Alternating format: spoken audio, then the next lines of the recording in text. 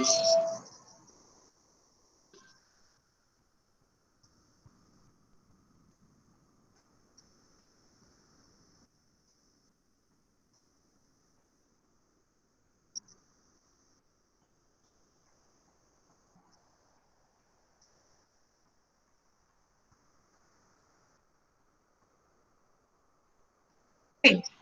so kita pergi dekat sini. Write a pseudocode for the average of 3 integers and print the average of those numbers. Okay, walaupun dia cakap pseudocode saja, tapi kita buat juga untuk flowchart. Kalau awak tengok kat sini, kata apa? Average of 3 integers and print the average of those numbers. Okay. Maksudnya kita ada the variables are 3. Let's say A, B, C. Yang ni kita guna X, Y, Z. Kita guna X, Y, Z. And print out the average. So average kalau kita, yang ni cuba abaikan dulu. This one, jangan kita cuba macam mana nak kira dulu. X, Y, Z. Average sama dengan X plus Y plus Z divided by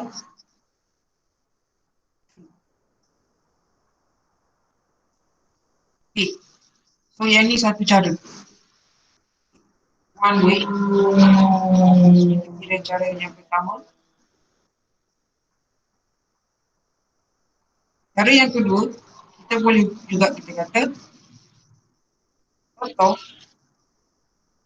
sama dengan X plus Y plus Z, and then average kita boleh buat total bagi 3. Cara yang kedua. Saya nak tunjuk macam mana nak kira, nak masukkan dalam apa ni, kita punya sudut ataupun. Okey, cara yang ketiga macam mana? Kita kata N sama dengan 3. Sebab apa? Sebab kita ada 3 integers. Dan kita buat total sama dengan X plus Y plus Z. And then average kata total divided by N. Pun boleh. Okay. Ada 3 cara.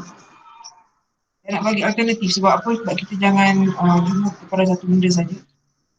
Programming ni adalah individual, tapi dia akan menghasilkan output yang sama.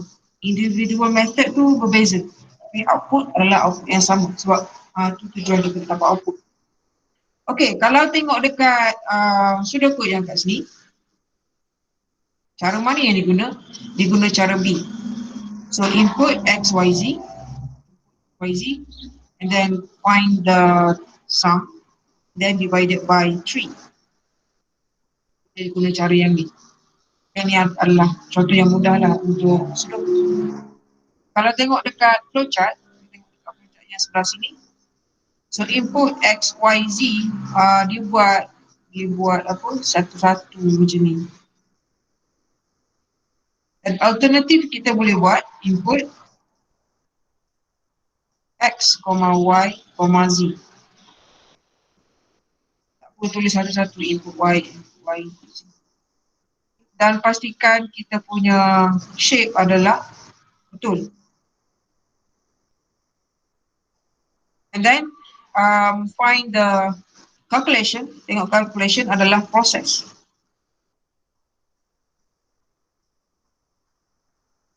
Calculation atau computation adalah proses ataupun action. Apa yang kita buat terhadap. Dan dia kata last kali print the average. So print out and then end. Okay, mudah kan? Tak ada masalah. Mudah sebab apa? Sebab dia tak ada cabang-cabang yang macam sebelum ni. Kalau tengok yang apa ni, yang ni dia ada cabang decision. True or false, yes or no. Ataupun yang sebelum ni, kita ada 3 cabang. Yang ni adalah Contoh yang paling mudah. Okay, saya nak tanya, mungkin ada yang dah tahu, mungkin ada yang tak tahu, ataupun mungkin awak boleh bagi pandangan. Ada orang baru masuk.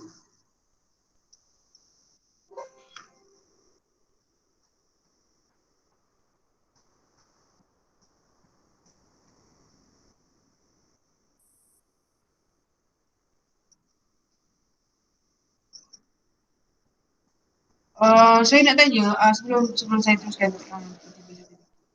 Awak guna akaun UPM ke akaun selain daripada UPM untuk masuk ni? UPM. Dekat UPM. Tapi selalunya lah, sebenarnya kalau saya setting melalui UPM, tak perlu minta kebenaran. Tahulah dia kenapa dia suruh minta kebenaran juga. Dia tak perlu. Kan nanti mungkin setting saya ni lah, saya tulis ni.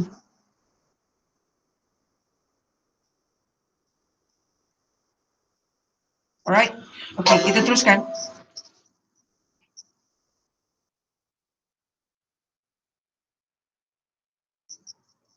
Okay, persoalan saya. Saya nak sambung yang persoalan yang saya nak tanya awak tadi. Kenapa dia buat 3.0? Kenapa tak 3 saja?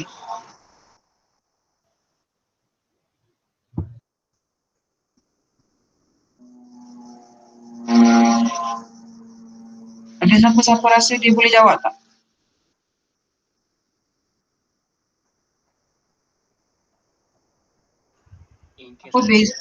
Apa dia? In case kalau jawapan akhir dia lebih ada point belakang dia. Okey, yang tu betul. Tapi jawapan tu kena ni sikit, kena gilapkan sikit.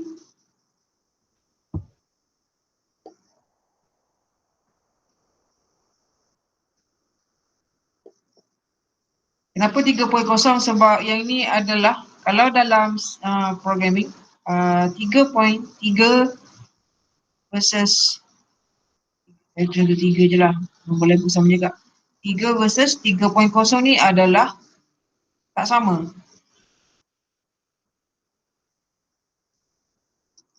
Kenapa nanti chapter tu kita akan terangkan, saya akan terangkan kenapa tak sama. Untuk permulaan, yang ni adalah integer. Kita tahu dia adalah integer. Dalam apa ni, data type untuk nombor 3 ni adalah integer. Dan yang ni adalah sama ada floating number ataupun double. Kena berhati-hati sebab apa? Sebab nanti kita tengok untuk chapter 2. Okey. Contoh, draw a flowchart for an alarm system. Alarm system. The alarm will go off until a specific password is entered by security officials. Apa maksudnya? So, maksudnya contoh kalau ada pencuri masuk, dia pecah masuk rumah. Rumah tu ada alarm system. Kemudian bila pintu terbuka secara force, secara bukan dengan kunci, dia akan bunyi, alarm tu akan bunyi. Walaupun pencuri tu dia tutup balik pintu, alarm tu tetap akan bunyi. Okay, sampailah orang yang bertanggungjawab, contohnya orang yang pasang sistem security tu, dia akan masukkan password. Password tu betul, barulah alarm tu akan berhenti. So, maksudnya apa? Maksudnya kalau kita tengok secara kasarnya flow dia, kita draft dulu. So, start. Saya tak nak tulis, saya cuma nak bagi rough idea. Start. Open door, force by force.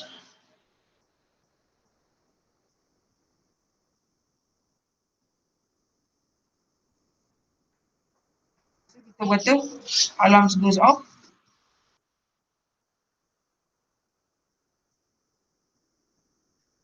Dan kita kata close the door.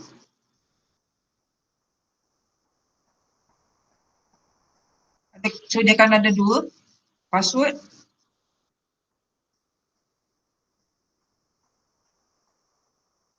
Abang dulu ya.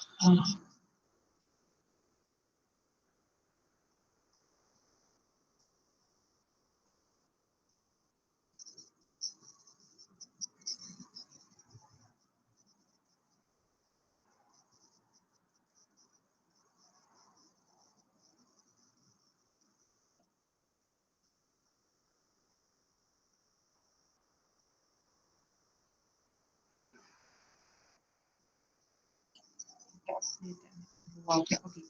Close down. So dia ada dua pecahan. Satu kalau kita buat password. Password betul ke tak? Yes. No. So dia akan pergi balik kepada yang kat sini. Yang no ni akan pergi balik. Yang no ni akan pergi balik ke alarm off. Kalau yes, akan jadi sama ada alarm stop alarm.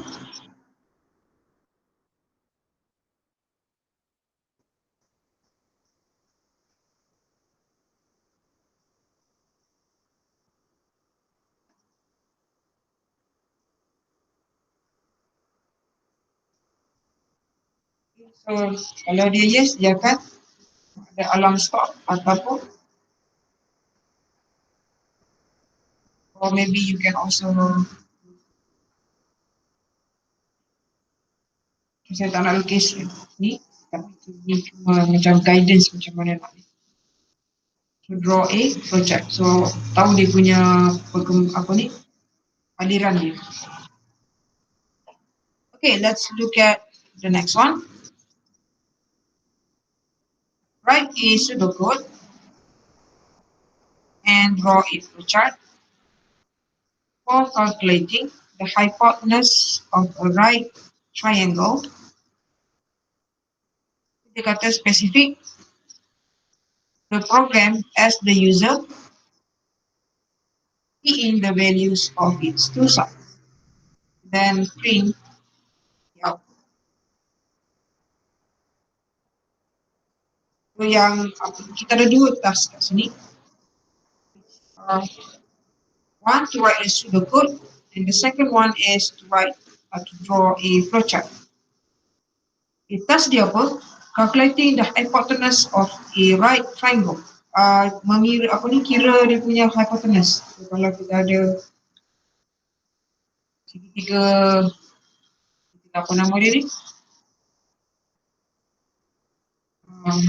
Segitiga sudut tepat ni. So yang katakan sini adalah A, B, for hypotenuse. Okay, so kalau ni dia adalah H sama dengan square root of B squared plus A. So yang ni adalah kita punya variable.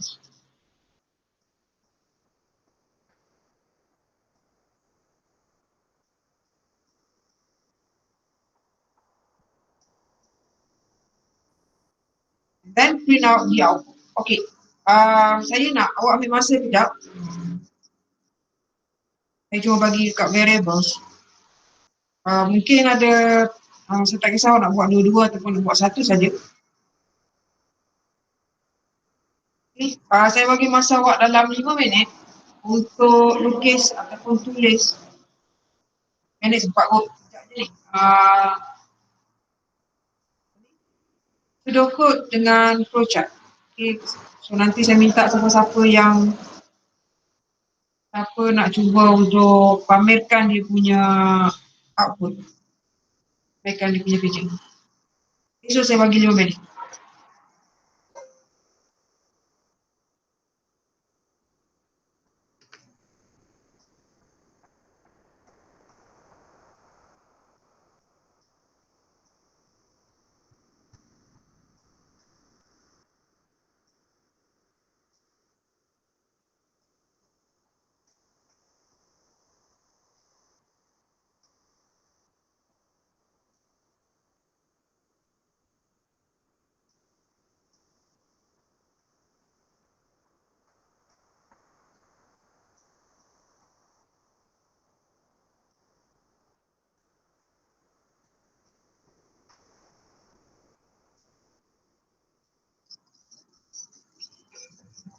825 tadi dah ni 828 kita saya nak tengok tak kisahlah nama siapa tapi awak sepatutnya ni lah volunteer untuk apa volunteer untuk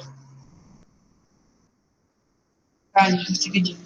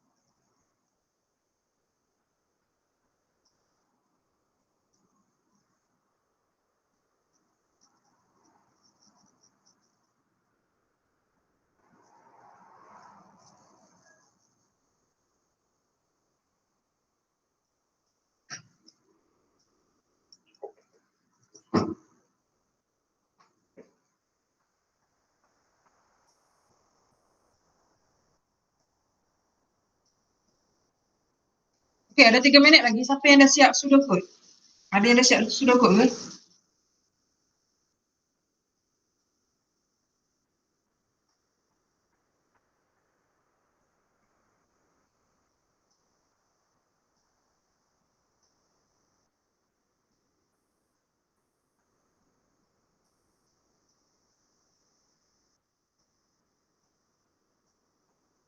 Ada orang buat ke? Tak ada yang siap lagi. Tak siap lagi. Tengah buat lagi. Alright.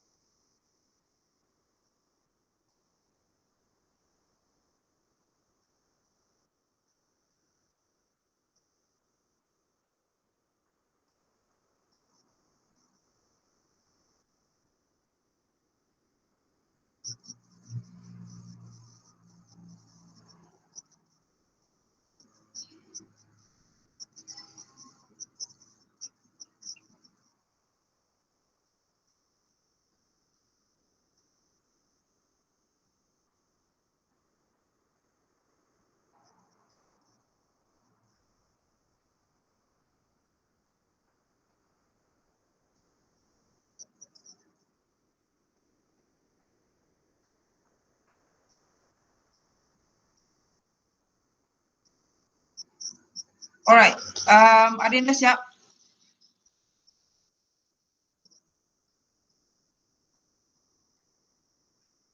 Saya nak kalau ni seorang wakil untuk tulis apa ni, kod dan seorang lagi wakil untuk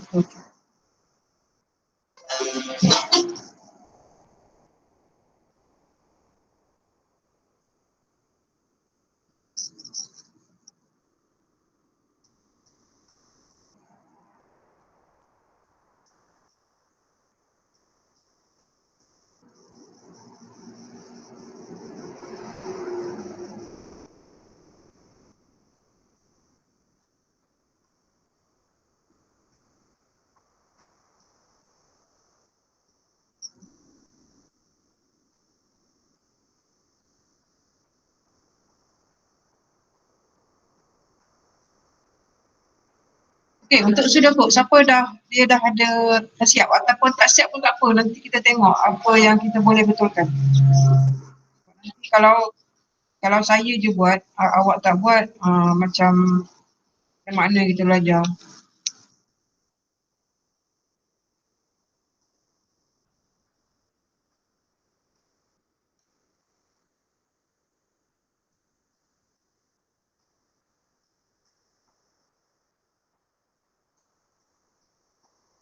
Syami nak try ke? Kena tunjuk lah. Prof. Sekejap. Awak boleh buka ni. Sekejap, saya start presenting. Awak boleh buka sama ada awak nak share screen ataupun nak buka kamera pun boleh.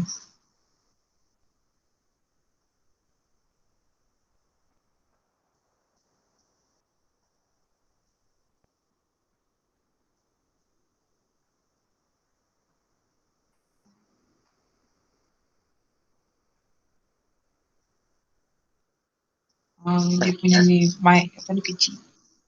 Saya buat atas kertas. Prof. Okay, tak apa, tak apa.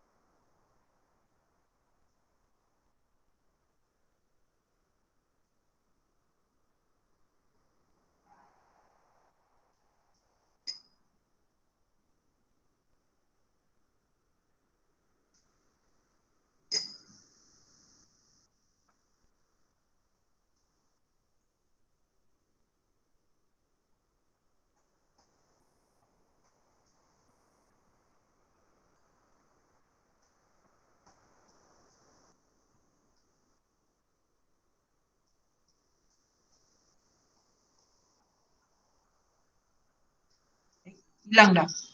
Tak sempat tengok tadi. Boleh nampak ke Prof? Sebab saya tulis atas kertas. Boleh nampak tapi tadi tak jelas.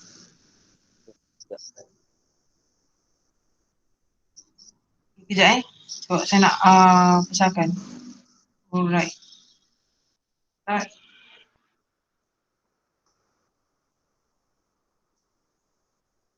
Okay, yang ni dah betul, tak ada masalah. Untuk pseudocode, so saya kalau awak nak off the camera pun boleh. Semuanya, okay, saya rewrite apa yang ditulis. Okay,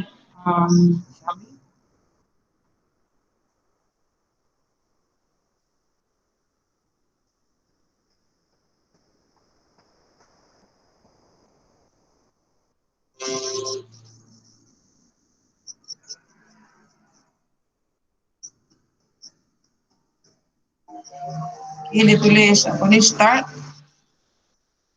Satu start, nombor dua, insert ataupun input X dan Y. Kemudian nombor tiga, tulis calculating H equals to square root of X squared plus Y squared. And then nombor empat, print H. Nombor lima, N. Dia kalau untuk ni pseudocode dia tak ada, yang pertama Yang pertama dia tak ada 1, 2, 3 ni tak ada. Okay. Sebab nanti kita tak apa, bila kita point out benda ni, kita akan belajar apa yang kita nak betulkan. Okay. Yang ni kita tak ada. 1, 2, 3 sampai 5 ni tak ada. Okay. So, tapi yang ni adalah betul lah. So, maksudnya dia adalah key in dia, XY, calculating age, ini betul, age and then N. Okay, dan satu lagi, sebab apa? Sebab penting pseudocode ni awak belajar. Sebab bila awak tulis benda ni, mana-mana programmer akan faham awak punya program dan dia boleh apply awak punya pseudocode ni ke dalam dia punya ni lah. Kalau orang tu boleh buat C++, dia boleh masukkan dalam C++. Kalau orang tu boleh buat dalam Python, dia boleh masukkan dalam Python. Dan kalau dia boleh buat R, so maksudnya dia apa? Maksudnya dia akan terjemahkan pseudocode ni kepada mana-mana program yang orang akan tengok dia boleh buat. Okay, so yang tu penting. Yang tu penting pseudocode sebab kita kena start basic daripada basicnya kena kukuh. Okay, dan kemudian ni apa ni, dia macam nak bagi cantik ataupun nak macam mana nak cakap, nak bagi nampak teratur dalam pseudocode. Saya pernah jumpa pelbagai jawapan. Kalau buat exam pelbagai jawapan ni. So, nampak tak ada apa? Tak ada etika dalam programming. Okay. Kalau pseudocode dia punya ni, kita buat start ataupun begin pun boleh. Kalau start atau begin, dua-dua pun boleh. Dan kita buat input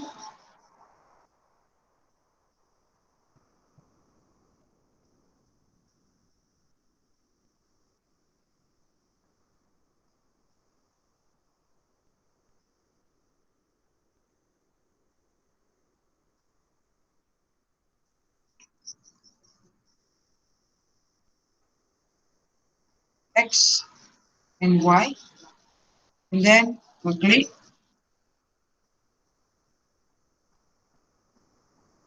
sama dengan square root of X squared plus Y squared, then finish H and then N. Nampak tak apa beza dengan yang tadi? Yang tadi dia susun macam dalam list. Tapi kalau yang ni dia ada apa, indentation, indent kat sini. Jangan tulis arrow ni. Tapi dia ada macam perbezaan di antara yang ni adalah action, process, input, output. So dia ada perbezaan di antara start dengan begin, input, calculate, benda ni. So yang ni nama dia macam etika, beretika dalam kita nak buat programming. Dia tak salah kalau kita buat dalam satu line, tapi kita nampak perbezaan dia. Dia punya flow tu nampak. Okay, ada yang dah siap flowchart?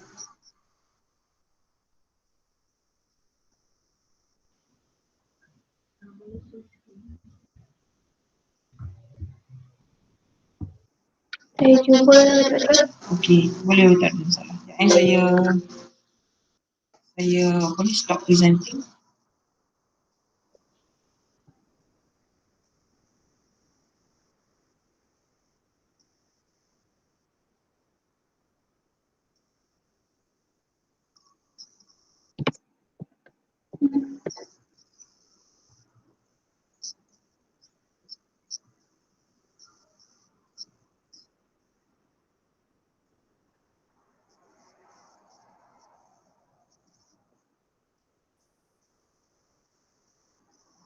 Itu dalam ni, dalam words. Okey. Dalam word.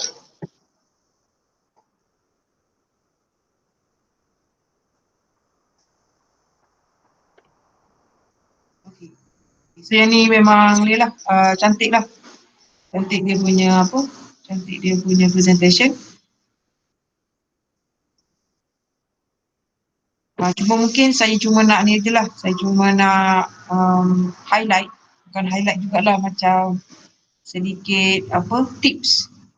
Contoh kalau untuk variables, hypotenuse, kalau kita nak buat variables dalam programming, selalunya kita singkatkan. Tapi kalau dalam ni tak ada masalah. So macam untuk orang faham lah, hypotenuse sama dengan ni. Okay, this is perfect. Thank you. Terima kasih Damian. Okay. Boleh kita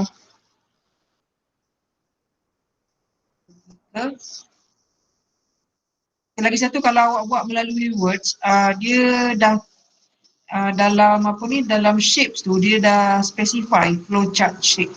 Kalau awak tengok kat situ dia dah specify yang tu untuk start, yang tu untuk end, process, action, delay and anything.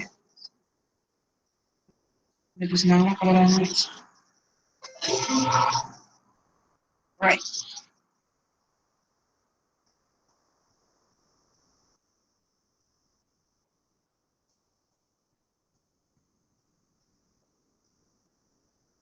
Okay. Saya harap semua orang tadi nampak Yang ni straightforward, tak ada tak ada branching out anything else. Straightforward. Start, input, and then process, and then end. Okay. Yang ni basic program untuk C.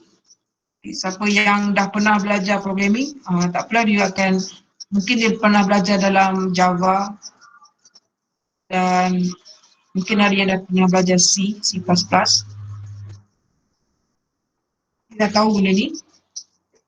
Tak ada masalah, tapi semacam kalau yang dah belajar tu maksudnya dia akan refresh balik dia punya apa yang dia dah belajar sebelum ni.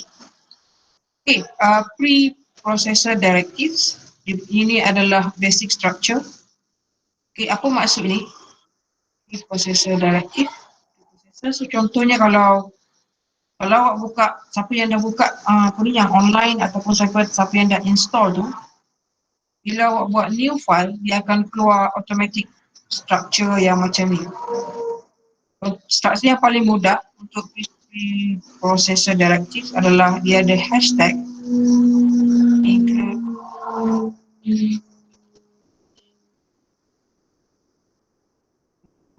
macam ni.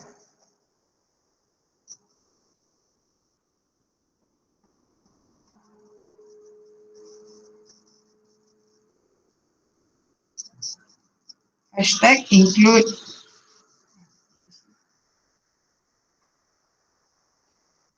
apa yang dia nak masukkan. So kalau untuk C, dia adalah standard std input output .h.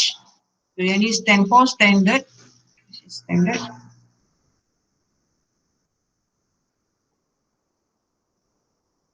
Input output .h. H ni merujuk kepada header file. Okey, yang ni untuk C lah, selalunya C. Mungkin siapa yang dah pernah belajar C++, dia akan basic untuk directive dia adalah include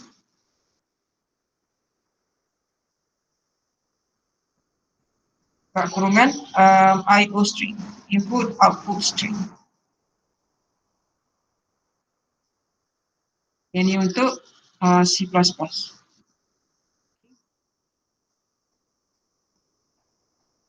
Dia lebih kurang dengan standard input output, tapi yang ni di dalam IO string input. Tapi kita tak guna yang ni sebab yang ni untuk C++, kita tak guna yang ni. Kita guna yang standard input output yang okay, then ini contoh lah, ada boleh banyak lagi yang ni contoh. Okay, dan yang kedua, global declaration, ini part 1 dan part 2. Dia adalah global declaration. Apa maksud global declaration? Contoh, for example, saya nak buat pi. I want to use pi. Apa lagi? G for gravitational force ataupun RE Reynolds number. Yang ni adalah constant non-dimensional. Mach number contohlah, contoh yang ni adalah constant. Constant, contoh constant. Tak semestinya constant, saya bagi contoh constant saja. Okay, saya boleh guna pi, gravitational force, Reynolds number, Mach number. Saya nak declare sebagai global declaration. Sebab apa? Bila saya guna ni sebagai global, saya akan boleh guna di mana-mana function. Mungkin awak tak tahu apa maksud yang saya nak sampaikan, tapi bila awak nanti faham, mungkin nanti next time awak tengok benda ni, inilah apa yang saya maksudkan, global declaration. Contoh global declaration, saya boleh guna hashtag define.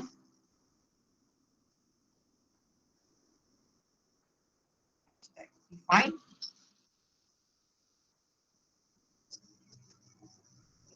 Kemudian define apa? Contohnya pi, saya buat pi. Apa dia pi? 3.14. Contoh.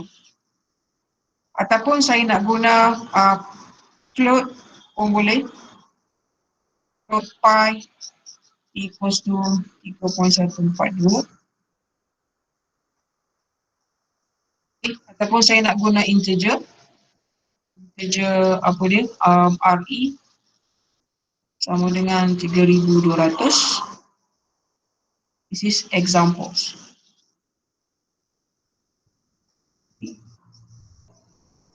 And then the third part, yang ketiga adalah main. Ini adalah main program. Yang ni adalah main program. Apa yang kita nak tulis dalam program ni. Okay, in some cases, so yang ni adalah, kalau tengok ni macam mata terbalik, dia adalah apa dia? Dia adalah open and close parenthesis. Okay, dia tak ada sengkang. Kalau nak sengkang pun tak ada masalah. Space pun tak ada masalah. Nak tak ada space pun no problem. Okay, in some cases yang ni dia ada int main.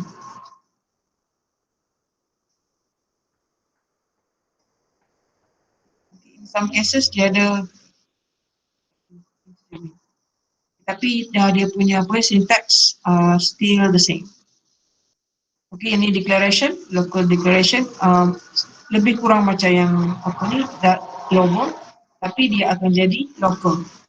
Bila dia jadi local, maksudnya di luar daripada main, outside main, dia akan jadi benda yang nak guna tu kita tak boleh dah. Dia akan duduk kat dalam tu saja. Jadi kalau nak guna tempat function lain, dia kena declare yang lain pula. Itu beza di antara global dengan local. Alright, and then the last part adalah other function. Contoh saya boleh guna void f integer a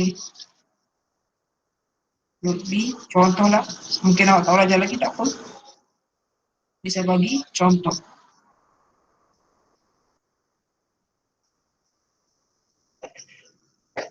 Okay, yang ni adalah main basic structure.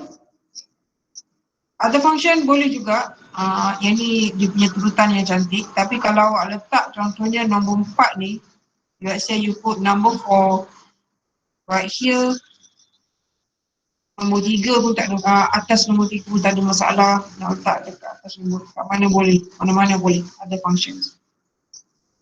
Dia akan, dia akan cari function tu kalau kita call.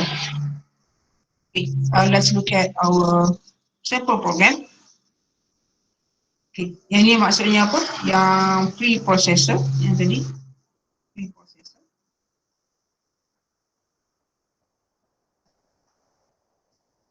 Dan yang ni adalah kita punya main program. Ini contoh pertama. Ini contoh yang kedua. Apa beza contoh yang pertama dengan contoh yang kedua?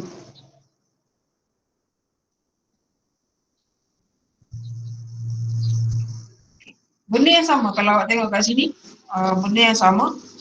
Mana highlight?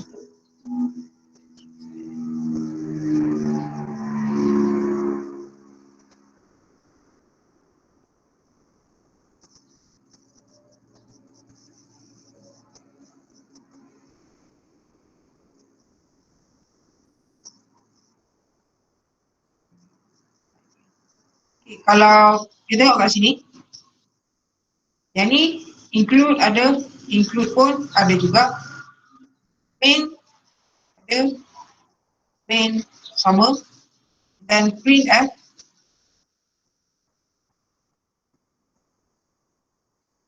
dan yang ni juga ada printf. Exactly the same. Yang membezakan antara kedua ni adalah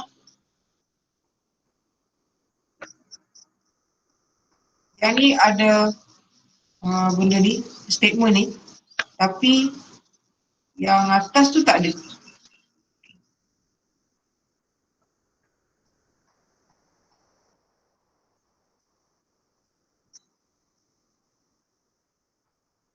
Apa maksudnya? So yang ni dinamakan sebagai comment.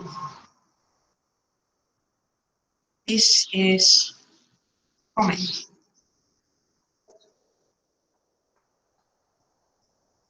Okay, yang ni cara yang pertama, option 1. So apa dia? So awak, kalau awak letak any statement in between,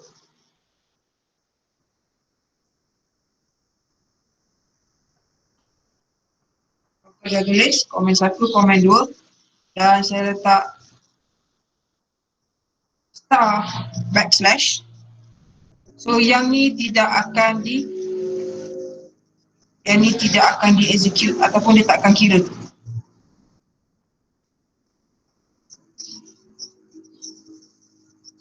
So yang ni, yang kat dalam ni dia takkan won't execute. Satu lagi cara, awak boleh buat macam ni. Ada another method. Buat macam ni.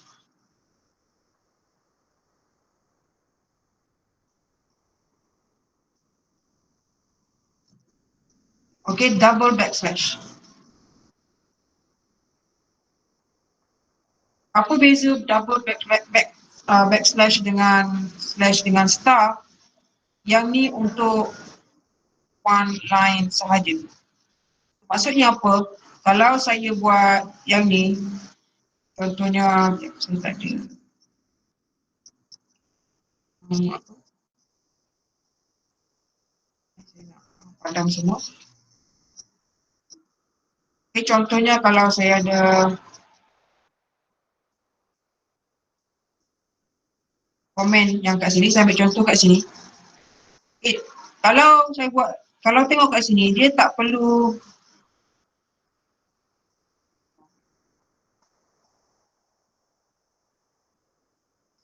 yang ni dia ada banyak line. Okay, so kalau saya nak buat yang ni macam sekarang saya tak nak buat yang ni pun tak apa, saya buat yang ni satu. Okay, yang ni boleh padam benda ni.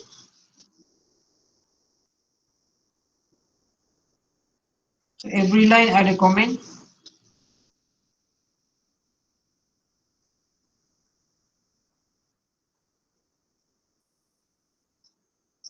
So, maksudnya kalau yang ni dia untuk one line. Kalau saya guna yang ni, hashtag star, comment one,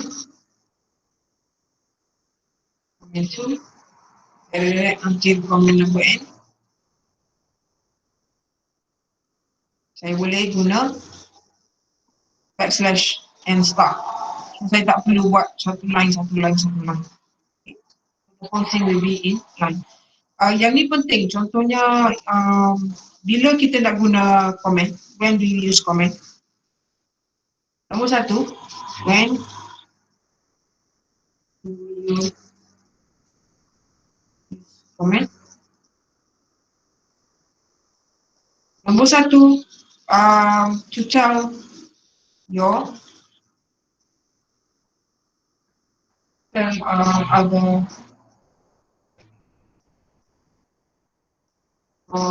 agent comment.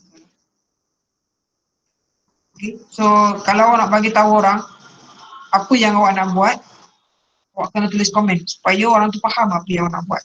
Contoh macam yang saya cakap tadi, kalau dalam flowchart, macam yang kawan awak buat tadi, flowchart dia buat apa? Dia kata hypotenuse sama dengan square root of A squared plus B squared. So yang ni jelas. Tapi kalau contohnya kalau orang tu dia tak pernah belajar mathematics, tapi bila orang program awak terjemahkan, awak kata H equals to square root of A squared plus B squared. Contoh, orang tu tak faham apa itu H, awak boleh buat kat sini. H equals to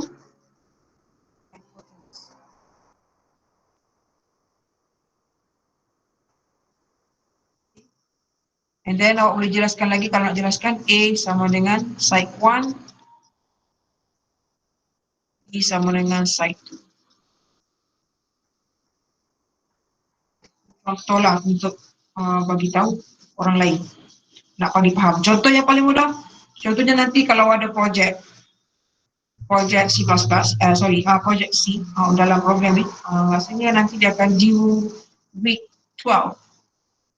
Okay, kalau awak tulis je apa yang coding tu, tapi saya tak faham apa yang awak buat. So awak kalau awak nak lecturer tu faham apa yang awak buat, awak kena tulis explain the process ataupun explain the action ataupun explain the variables. To tell other programs. Yang kedua, bila kita guna comment, flag errors.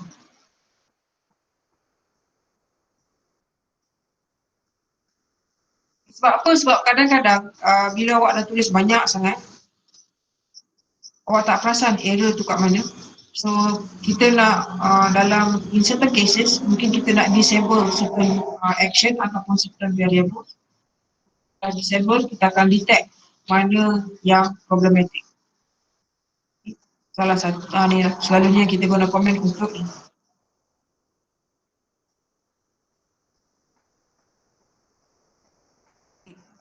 Ada soalan setakat ni? Biasa yang tu quite kan. Tak ada soalan, siapa nak tanya bunyi macam ada.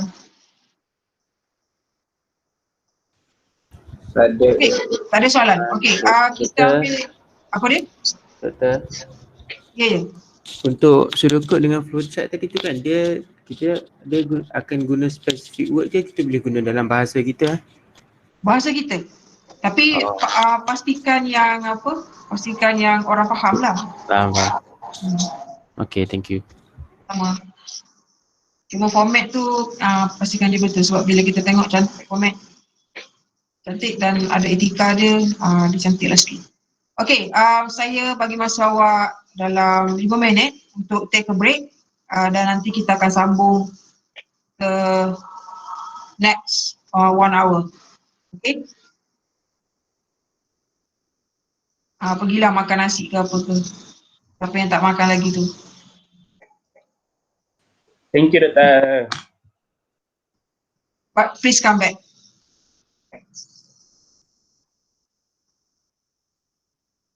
Nak pause sekejap.